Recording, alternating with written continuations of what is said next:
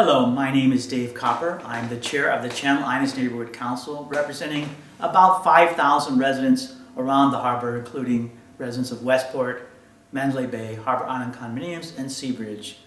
Our neighborhood council and our team of volunteers are made up of engineers, geologists, attorneys, accountants, and all other kinds of professions. We're fortunate to have so many incredibly talented people, and I'd like to thank particularly the City Council for approving the contract for the lab work in December, city staff for collaborating with us for these many months, actually years, and two key people, Chuck Carter, who leads the team that collects the water samples that go to the labs, and Tom McAnally, who leads the Marine Advisory Committee. I'd like to identify our agenda for today.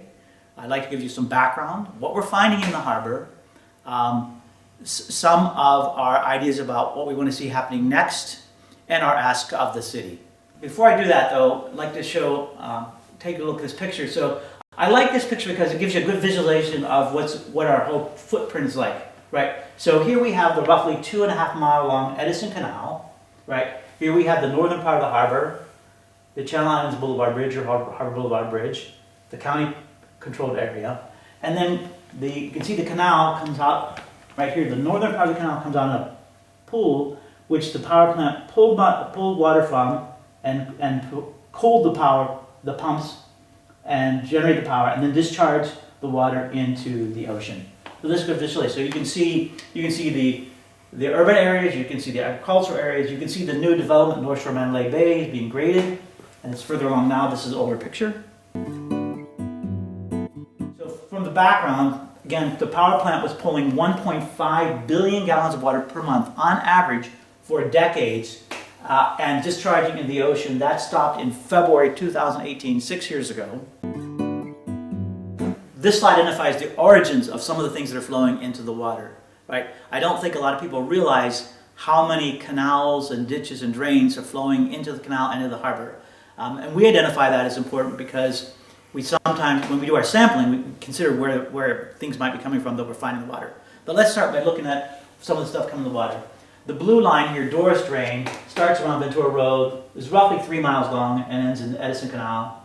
West 5th Street, which is pictured here, this is a dry day. Our team got this when they were kayaking up the Edison Canal collecting water samples.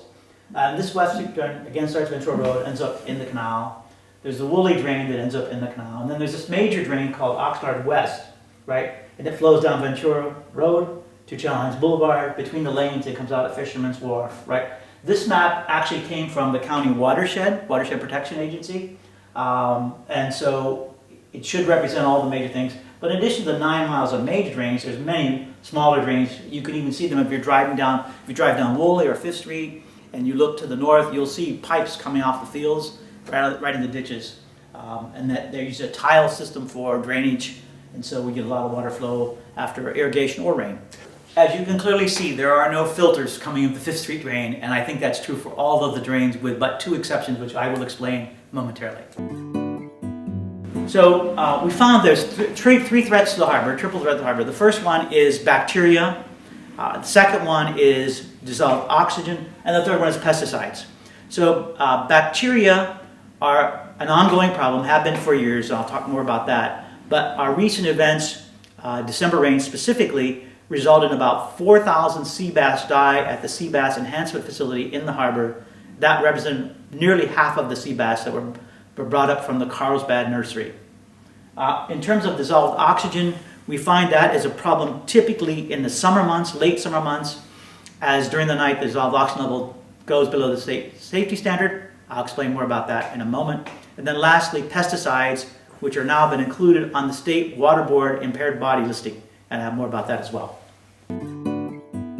So here we have the bacteria levels. This is a relatively dry day. It was 8 days after any rain, and we can see there are still 3 issues where we're over the state standard safety limit of 104. One here looks to be about 5th Street, looks to be the Hemlock Drain, looks to be the Oxnard West Drain, which we talked about on the last slide. They're all over the 104, and this is without any rain for some time. Now, you can imagine that we just saw a picture of the 5th Street drain and the water flowing from the 3 big pipes. And so there's probably water flowing at this time. That's why it's here. There's almost always water flowing down Channel Island's Boulevard. We see that every time we drive by. And Hemlock, I would imagine, is about the same. But now let's talk about what happens when it does rain. So here we've got two charts. The one left is a moderate rain of about 0.8 inches. On the right, 1.3 inches. On the left, we call that a moderate rain. And we see there are 5 sites that are over the safety limit of 104, and a few sites that are not. And then after a heavy rain, 1.36 inches, right, they're all over the state safety limit. Top of the canal, 6,000. West 5th, 9,000. Many in the thousands, a couple in the low hundreds. But they're all unsafe after rain. As a reminder, for many, many years, Kitty Beach has been posted as unsafe due to bacteria, even when the power plant was running. So I'm not entirely convinced that the power plant closure has anything to do with our bacteria readings or findings. Our next finding is dissolved oxygen levels. So on the left we see the sensor that goes in the water. There's sea slugs on it, needs to be cleaned, and ABC does clean them periodically. And on the right we see a chart. The chart where the green represents chlorophyll, which is our surrogate for algae, and blue is the oxygen, right? The safety limit on this is 5 milligrams per liter. And this is just 1 week, late summer, July. And typically at the beginning of the season, we see the blue line is up here and the green line is down here. And as the summer progresses, they get closer and closer together, like what you're seeing here. And what's interesting is every single night, the blue line drops below the safe limit of 105, got down to, looks like 3 here, less than 3 there. And our risk here is that if the oxygen level isn't recovered during the day, we could have a major fish kill.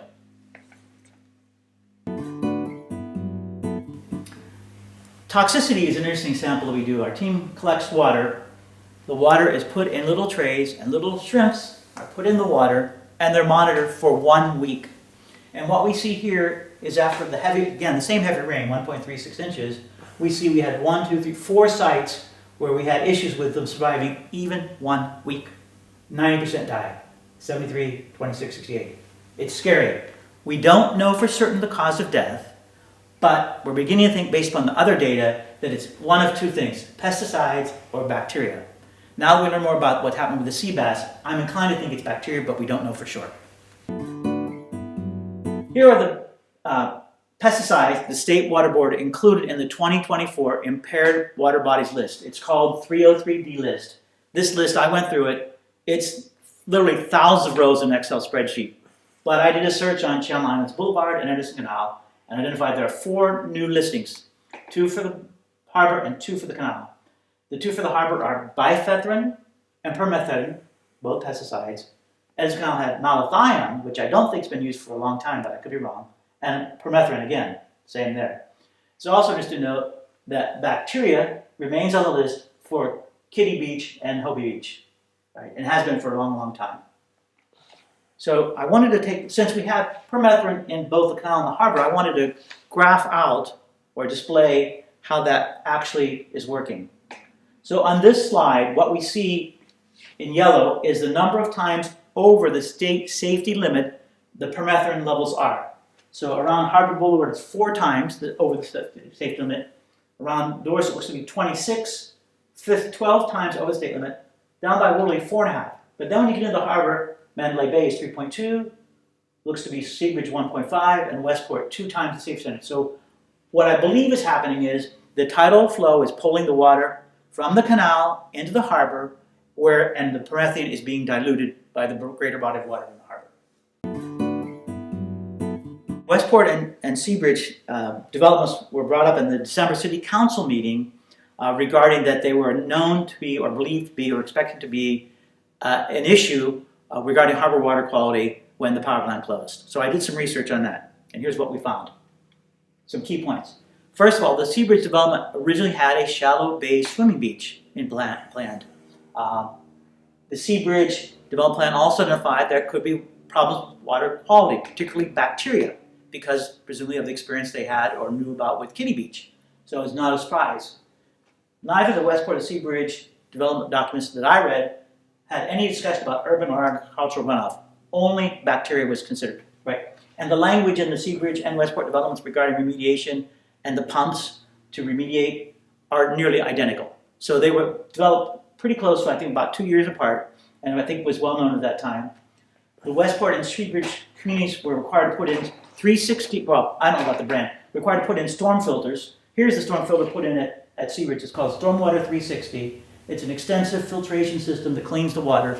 So the water being discharged from Seabridge and Westport should be very, very, very clean. And since the beach was not constructed, the remediation plan for bacteria is kind of a moot point because we've already seen it's a harbor-wide issue. It has nothing to do with us. And we don't have a beach, so we don't even need to worry about bacteria here. You gotta worry about it maybe at Kitty Beach, Hobie Beach. But I also would contend that the development of Seabridge and Westport channels, right, provide a much higher volume of water, millions of gallons more water, which effectively dilute the things that are coming in and therefore probably benefit the harbor ecosystem rather than detract from it. So our next steps and ongoing efforts. Our milestone coming up is the feasibility study, which is coming to City Council, we believe, around March 12th. We believe it'll be important to know, to get that work done because it will tell us, amongst other things, what our remediation options are, what the cost for those might be, and hopefully the efficacy expected from those remediation solutions. So we think that's a critical milestone that we need to get through. So our ask from the Neighborhood Council to the City Council is to approve the feasibility study with funding. First, from the $500,000 designated by the state for harbor feasibility study specifically, and then to apply county and city funds already earmarked for harbor water quality to the extent needed for the remainder. I would imagine after all this you probably have quite a few questions. We're happy to come meet with you individually or collectively in City Council chambers. Alternatively, you can email me at dcopper93035@gmail.com. I want to thank you very much for spending the time reviewing our presentation and also share with you this picture of what the harbor was like when pumps were running and what we hope with your help will be looking like again soon. Thank you.